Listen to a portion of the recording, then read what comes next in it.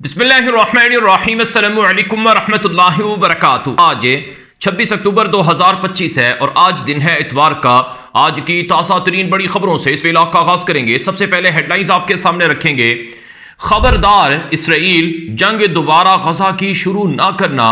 गजा में तुर्की, कतर समेत 10,000 आलमी फौज आ रही है।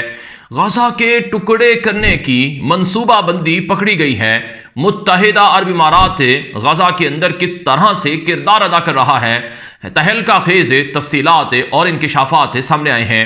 दूसरी तरफ तुर्की, कतर, मिस्र ने गजा की तामीर नौ शुरू कर दी है और तुर्की कभी गजा से पीछे नहीं हटेगा। तुर्की और इसराइल में गजा और फलस्तीन के मसले पर बहुत बड़ी जंग छिड़ी हुई है। अमरीकी सदर ट्रंप भी बेबस नजर आ रहा है, लेकिन तुर्की ये कहता है कि हम गजा को नहीं छोड़ेंगे। इस हवाले से आपको मजीद तफसीलात और डिटेल्स आगे चलकर बताएंगे। इससे पहले कि मैं खबरों का बाकायदा आगाज करूं, आपसे गुजारिश है, अगर आप इस चैनल पर नए हैं तो लाजमी सब्सक्राइब करें ताकि आपको तमाम अपडेट्स मिलती रहें, ताकि आपका और हमारा ताल्लुक मजबूती से जुड़ा रहे और कायम रहे। आगाज करेंगे आज की सबसे बड़ी खबर इस वक्त मेरे सामने है कि अमरीकी सदर डोनाल्ड ट्रंप ने हमास और इसराइल दोनों को खबरदार किया है कि गजा की जंग दोबारा शुरू ना की जाए। और जो गारंटर्स और जामिन हैं, यानी अमरीका जामिन है इसराइल की तरफ से और तुर्की, कतर, मिस्र, ये तीन मुल्क जामिन हैं हमास की तरफ से, इनकी तरफ से भी खबरदार किया गया है कि गजा की जंग दोबारा शुरू ना की जाए। इसी हवाले से आज की एक बड़ी खबर है जो अल जज़ीरा पर नशर हुई है। बुनियादी तौर पर यह हमास के पॉलिटिकल ऑफिस के जो सरबराह हैं खलील अल हैया, उनकी स्टेटमेंट है जिसे C14 मीडिया पर भी नशर किया गया है और अल जज़ीरा पर भी नशर किया गया है। अल जज़ीरा में यह कहा गया है कि हमास ने कहा है कि हम गजा की हुकूमत से दस्तबरदार होने को तैयार हैं। गजा की हुकूमत फ़लस्तीनी अथॉरिटी, टेक्नोक्रेट हुकूमत के सपुर्द कर दी जाए, हमें इस पर कोई एतराज़ नहीं है।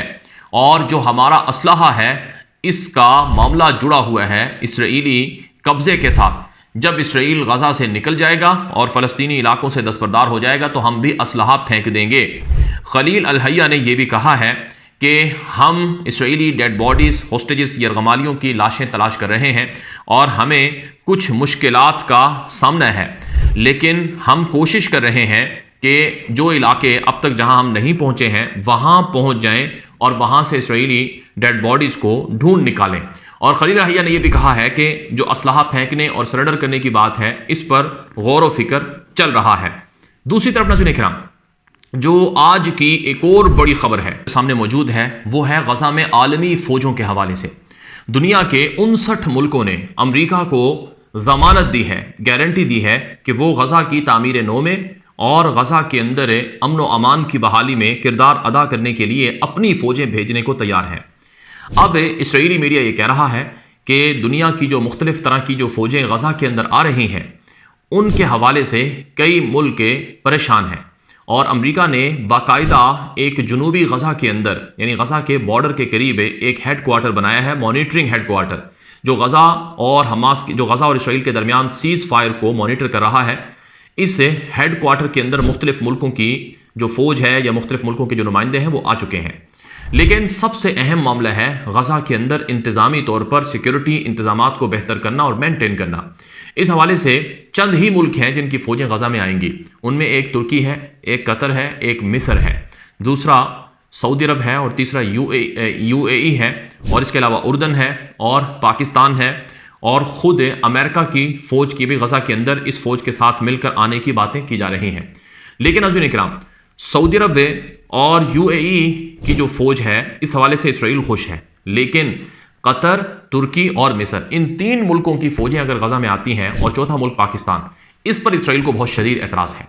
चुनांचे इस वक्त जो हमारे पास डिटेल्स हैं, मालूमात हैं, उनमें यह बताया गया है कि पहले मरहले में 10,000 से ज़ायद जो टास्क फोर्स है वो तैयार की जा रही हैं, इंटरनेशनल सिक्योरिटी फोर्सेस वो तैयार की जा रही हैं। और अब ट्रंप ने खुद ये कहा है कि ये जो आलमी फ़ौज है इसकी क़यादत किसके पास होगी, इस पर गौर व फिक्र हो रहा है। तो अमेरिका चाहता है कि उसके पास क़यादत हो, इसराइल चाहता है कि उसके पास क़यादत हो इस आलमी फ़ौज की, लेकिन तुर्की, कतर और मिस्र, ये तीन मुल्क हैं जो बुनियादी तौर पर इस आलमी फ़ौज की क़यादत करेंगे। अब सवाल यह है कि क्या हमास ने इसकी इजाज़त दी है। हमास की तरफ से ट्रंप के साथ जो पीस प्लान तय हुआ है, ट्रंप का जो पीस प्लान है उसमें यह बात तय की गई है कि हमास को इस आलमी टास्क फोर्स पर कोई एतराज़ नहीं होगा। और ये जो आलमी टास्क फोर्स है ये वहाँ लड़ने के लिए नहीं आ रही है, ये इंतजामात को बेहतर करने के लिए आ रही है, यानी कहीं पर कोई लड़ाई ना हो, हंगामे फसादात ना हो, इसराइल हमले या बमबारी ना कर सके।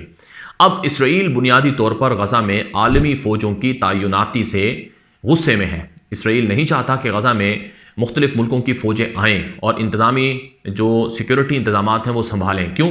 इसराइल चाहता है कि गज़ा में लबनान की तरह की ड्रोन स्ट्राइक्स और फ़िज़ाई बमबारी, टारगेटेड अटैक्स वगैरह किए जाते रहें, जैसे पिछले 1 साल से लबनान के अंदर इसराइल कर रहा है, उसी तरह से इसराइल गज़ा में भी करना चाहता है। तो अगर तुर्की की फ़ौज होगी, कतर की फ़ौज होगी, मिस्र की फ़ौज होगी, तो इसराइल ने कहीं पर कोई हमला किया और उस हमले में कोई कतरी, तुर्की या मिस्र या उर्दन का फ़ौजी मारा गया, तो उसका वबाल इसराइल पर आएगा और इसकी सज़ा इसराइल को फिर मिलेगी। इसी वजह से इसराइल टाल मटोल कर रहा है और ये कह रहा है कि अमेरिका गज़ा में आलमी फ़ौज ना भेजे और आलमी टास्क फोर्स की क़यादत जो है वो बिलखुसूस तुर्की को ना दी जाए और तुर्की की तो फ़ौज भी गज़ा में ना आए। ये बात बार बार इसराइल कह रहा है। चुनांचे इसी हवाले से आज मेरे सामने एक खबर मौजूद है जिसे अमेरिका के मशहूर मीडिया नेटवर्क न्यूयॉर्क टाइम्स के अंदर नशर किया गया है, जिसका उन्वान कुछ यूं है कि तुर्की offered to help in post war Gaza, Israel isn't about to say yes. कि तुर्की कह रहा है कि गज़ा की जंग के खात्मे के बाद हम गज़ा की तामीर नौ में, गज़ा के अमन अमान की बहाली में किरदार अदा करना चाहते हैं और तुर्की गज़ा और इसराइल के दरमियान सीज़ फायर का एक मेन गारंटर भी है। तो इसराइल को गुस्सा है कि तुर्की यहाँ क्यों आ रहा है। तुर्की अपने मुआशी और मुख्तलिफ तरह के मफाद को मद्देनजर रखकर गज़ा में आ रहा है, लेकिन इसराइल कहता है कि यह हमारे लिए ख़तरा है। ये अमरीकी अखबार न्यूयॉर्क टाइम्स की रिपोर्ट है। इसराइली अखबार द टाइम्स ऑफ इसराइल की रिपोर्ट भी है, जिसमें लिखा गया है कि Erdogan insists Turkey to have role in solving conflicts from Syria to Gaza from the Gulf to Russia. कि उर्दगान ने तुर्की को आलमी सतह पर यह बावर करवाया है, तुर्की का एक इमेज दुनिया के सामने रखा कि तुर्की शाम और गज़ा और गल्फ और रशिया, यूक्रेन, हर तरह के कॉन्फ्लिक्ट्स को, मसलों को हल करने में रोल प्ले करता रहा है और करता रहेगा। और इसराइल के हवाले से जो एतराज़ात हैं अमरीकी हुकूमत को मुख्तलिफ आलमी रहनुमाओं को बता दिए गए हैं तुर्की की तरफ से कि हम गज़ा और फ़लस्तीन से पीछे नहीं हटेंगे। एक तरफ गज़ा में तुर्की का किरदार है, कतर का किरदार है और इनके हवाले से आज भी खबरें आई हैं कि इन्होंने कतर, मिस्र, तुर्की ने, इन तीनों मुल्कों ने गज़ा में तामीर नौ का प्रोसेस शुरू करवा दिया है और गज़ा के अंदर हैवी मशीनरी दाखिल कर दी गई है और गज़ा में धड़ाधड़ काम हो रहा है, सड़कें खोली जा रही हैं, मलबा हटाया जा रहा है और लोगों की फलाह व बहबूद के लिए मुख्तलिफ तरह की जो तंजीमें हैं या काम हैं वो किए जा रहे हैं तुर्की, कतर, मिस्र की तरफ से। दूसरी तरफ है कुछ मुल्कों के गज़ा के हवाले से मनफी किरदार की खबरें मुसलसल तवातुर के साथ आ रही हैं। चुनांचे आज की एक बहुत बड़ी खबर है जिसे बुनियादी तौर पर स्काई न्यूज़ के अंदर नशर किया गया है और ये द यरूशलेम पोस्ट के अंदर भी ये खबर नशर हुई है।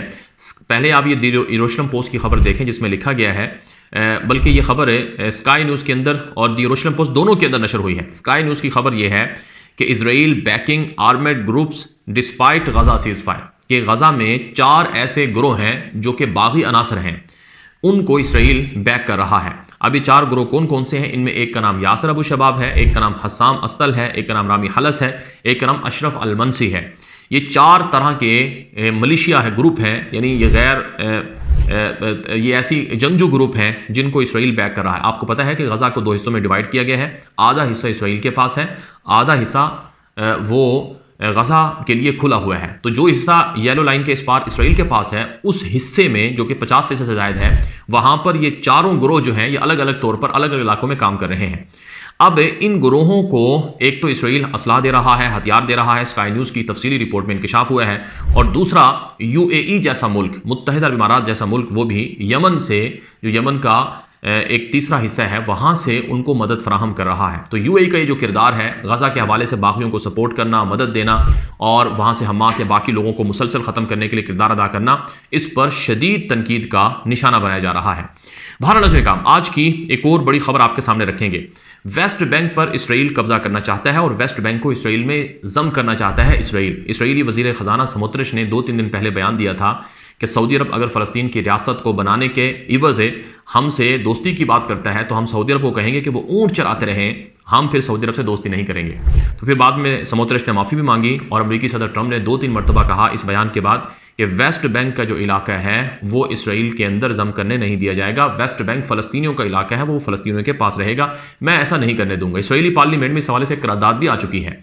तो अब आज की खबर है जिसे अल जज़ीरा ने नशर किया कि समोत्रिश जो कि इस्राएली वज़ीर ख़जाना है, उसने कहा कि ट्रंप अपनी राय जो है वो वेस्ट बैंक के हवाले से ज़रूर बदलेगा और इसराइल की राय की तरह का मौक़िफ़ इख्तियार करेगा, यानी ट्रंप ही वेस्ट बैंक पर इसराइल के कब्जे की इजाज़त देगा। सादा लफ्ज़ों में फ़लस्तीन का नाम मिटाने के लिए जो इसराइल का प्लान है वेस्ट बैंक पर कब्जा करने का, उसमें ट्रंप भी साथी बनेगा, ये इसराइली वज़ीर ख़जाना ने कहा है। एक और बड़ी खबर है, इसराइल का साबिक वज़ीर आज़म नफ्ताली बेनेट है जो मुस्तकबिल के इलेक्शन जीतकर अगला वज़ीर आज़म बनने चाहता है। उसने कहा कि नेतन्याहू की पॉलिसीज़ की वजह से पूरी दुनिया में इसराइल तनहा हुआ है और इसराइल का इमेज ख़राब हुआ है और देखा जाए तो इसराइल आलमी सतह पर तनहा हो चुका है, मगरबी दुनिया से हाथ खो बैठा है। ये इसराइली साबिक वज़ीर आज़म की ये स्टेटमेंट है। इसके अलावा नज़ीर काम जो आज की एक और बड़ी खबर है कि इसराइल से यहूदी फ़रार हो रहे हैं। बड़ी तादाद में इसराइली यहूदियों ने इसराइल को छोड़ दिया है और वो मुख्तलिफ मुल्कों का रुख कर रहे हैं। बजाय इसके कि दुनिया से यहूदी हिजरत करके इसराइल आते, पिछले 2 सालों में यहूदियों की बहुत बड़ी तादाद इसराइल छोड़कर जा चुकी है, जो मुस्तकबिल में इसराइल के वजूद के लिए बड़ा ख़तरा हो सकती है। अल जज़ीरा और दी यरूशलेम पोस्ट के अंदर ये रिपोर्टें छप चुकी हैं। एक और बड़ी खबर है दी यरूशलेम पोस्ट के अंदर छपी कि फ़लस्तीन के वो कैदी जो गज़ा और इसराइल के दरमियान सीज़ फायर की डील में रिहा हुए हैं, उनको काहिरा के अंदर एक लग्जरी होटल में रखा गया है और हैरान कुन तौर पर यूरोप के जो टूरिस्ट हैं वो भी इन होटल्स में आकर रह रहे हैं और यूरोप के अंदर इन कैदियों की वजह से एक मनफी असर जाएगा, इस पर गौर व फिक्र करना होगा, ये इस रिपोर्ट में लिखा गया है। और ये भी बताया जा रहा है कि इसराइली डेड बॉडीज़ की तलाश करने के लिए रेड क्रॉस की जो गाड़ियां हैं वो रफ़ा के अंदर दाखिल हुई हैं, यानी वो इलाका येलो लाइन के उस पार जो इसराइल के कब्जे में है, वहां पर हॉस्टेजेस की डेड बॉडीज़ को तलाश करने का अमल शुरू कर दिया गया है। ये थी कुछ अब तक की हेडलाइंस जो आपके सामने रखी गई हैं। मज़ीद तफसीलात आती रहेंगी। आप हमारे यूट्यूब चैनल को सब्सक्राइब कर लें, आगे नशर कर लें। इजाज़त दीजिए। अस्सलाम वालेकुम रहमतुल्लाहि व बरकातुहू।